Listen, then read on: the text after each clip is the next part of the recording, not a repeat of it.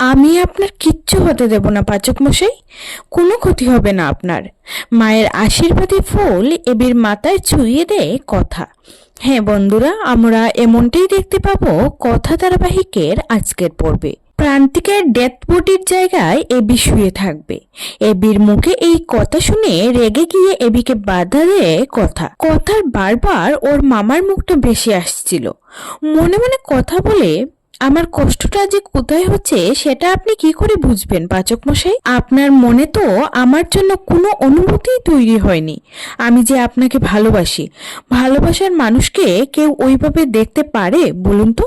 কথাকে এইভাবে কাঁদতে দেখে এবি কথাকে নিয়ে মা আনন্দের ঘরে যায়। সেখানে গিয়ে এবি বলে, তুই তো ওনাকে বিশ্বাস করিস, তাহলে ওনার থেকে আশীর্বাদ নিয়ে আমাকে দে আর প্রে কর যাতে আমার কোনো ক্ষতি না হয়। উনি তো তোর কথা শুনেন। তুই বুঝতে পারছিস না কথা, প্রান্তিককে ধরার জন্য আমি কতটা ডেসপারেট। যে করেই হোক প্রান্তিককে আমাদের ধরতেই হবে কথা, না হলে প্রেটিও বিপদে পড়ে যাবে। প্লিজ কথা বুঝ। এবির কথা শুনে কথা মা আনন্দীর সামনে হাত জোড় করে বলে, মা আনন্দী, তুমি তো জানো ওনার জেদের ওপর আমি কোনো কথা বলতে পারি না। ওনার কোনো বিপদ হতে দিও না মা। ঠিক তখনই মায়ের আশীর্বাদী একটি ফুল এসে কথার হাতে পড়ে। কথা ফুলটা হাতে নিয়ে এবির মাথায় ছুঁয়ে দিয়ে বলে, আমি আপনার কোনো ক্ষতি হতে দেব না পাচক মশাই, কিচ্ছুটি হবে না আপনার।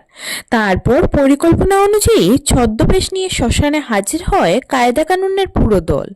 কিছুক্ষণ পর এবি এবং প্রত্যয়ও সেখানে আসে। এবি এলে ওকে শ্মশানে নিয়ে চিতাকাঠের ওপর শুইয়ে সাজিয়ে দেয়। তারপর পুলিশ জয়দেব বিশ্বাসকে নিয়ে শ্মশানে আসে।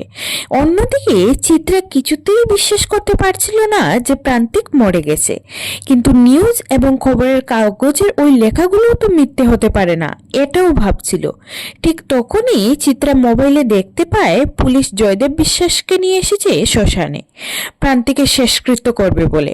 জয়দেব বিশ্বাসকে দেখে চিত্রা মনে মনে বলে যে প্রান্তিক সত্যিই মারা গেছে।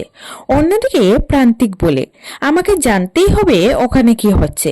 ওরা আমাকে মনে করে কাকে এনকাউন্টার করলো। তো বন্ধুরা, শেষ পর্যন্ত প্রান্তিক আসবে তো শ্মশানে? কথাদের এই পরিকল্পনা সফল হবে তো?